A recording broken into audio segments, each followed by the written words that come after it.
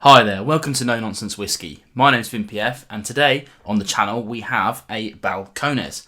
I've covered a couple of Balcones in the past. I've covered the True Blue and the Baby Blue, and I often get caught out by saying Balcones instead of Balcones, which is just how my brain would automatically read a word like that. We wouldn't automatically say the ES over here where I'm from, but it is Balcones, as I've been so fervently corrected on in the past. Now, before I get into this one, I want to just say I've tasted a lot of Balcones now. I've been over to Texas, and there was a stand with Balcones, and I've managed to try them in different tastings and like that, and I've always been mega impressed with Balcones. The biggest problem we have in the UK is that they tend to be quite expensive. For this one in particular, it's about 65 to £70 in the UK for a 700ml bottle.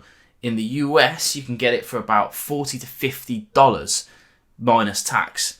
Now, I almost bought a bottle back from the US when I was there last, but I elected to buy some stuff that I definitely could not get over here in the UK, even if the price was a bit cheaper. That said, if I ever find myself over in the States on a regular, I won't hesitate at bringing back whatever Balcones I can get my hands on. Specifically, one of my favourites is the Brimstone. That's just like this huge smash in the face of flavour. It's really tasty. Enough about the rest of it. Let's get into this one and see what we've got. Now, if you've been watching the channel for any length of time, you may know that I'm having a bit of a hard time with rye. There are a few that I like. There are some that I don't really like that much. But it's not a kind of branch of whiskey that I really get enthusiastic over. They tend to be a bit fiery for me, a bit much on the palate, and that's saying something considering I'm after bold flavours right now. But it's something to do with the rye spiciness that I'm not a huge fan of. Perfectly drinkable, but I just don't reach for them. That's the big honest truth. As I said earlier, this one tends to go about 65 to £70 in the UK. You are getting a 50% ABV whiskey for that, 100 proof, as it says on the thing. Now, the big thing that you'll notice about Balcones is that they don't use an E in their whiskey. I don't know if you'll see this little... I don't think my camera focuses anymore.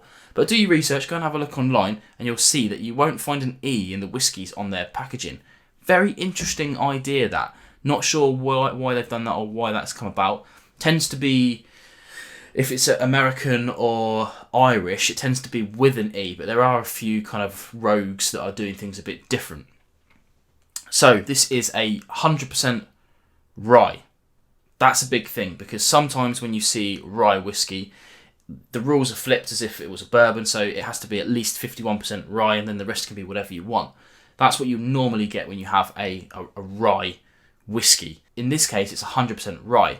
It's not all the same kind of rye. There's loads of different rye grains being chucked in there. Won't go into that in too much, but they're pretty open about those things. And it's been aged for at least 15 months, as so says on the back of the packet. Not sure the exact top level that's in there, but the minimum is 15 months, which is kind of remarkable when you think about it, that they're putting stuff out that's so young and still so tasty, even if a little expensive. Let's get into the glass and see what we've really got, shall we? On the nose then. Now for me, lots of rye bread. The spiciness isn't really coming through. Lots of caramels.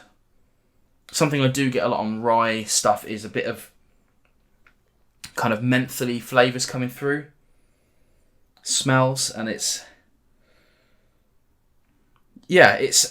there's a lot of spice going on as well as all of that, but mostly it's just... I mean, it's a good nose for sure. Not typically what I go for, I have to say, but smells nice nonetheless. Let's get onto the palate.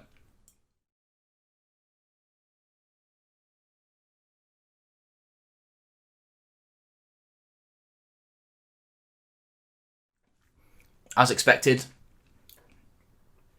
huge bold rye flavours. It's not as fiery as some of the ryes that I've been drinking fairly recently, and that may well be just me building up a tolerance to it, just like I did with peat. So who knows? In a couple of years' time, I might be sitting here preaching about rye and saying about how in 2020 I could barely even drink it. That said, Pete, when I first started the channel, really it disgusted me. I couldn't drink it. Now I love the stuff. I'm at the moment now where this is kind of passable. I'm happy to drink it, but to reach for it consistently and to find enjoyment in it regularly, it's not really my flavour profile.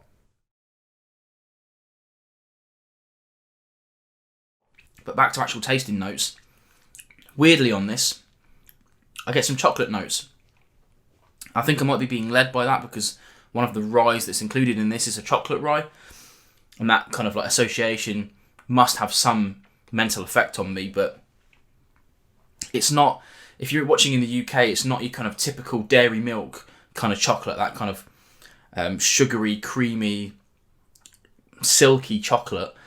This is more what you would call a kind of standard chocolate in the US.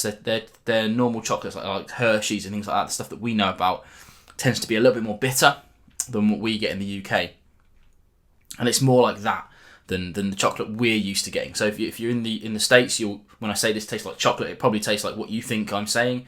If you're in the UK, probably not so much. It's probably more akin to a dark chocolate than a milk chocolate, if that makes sense.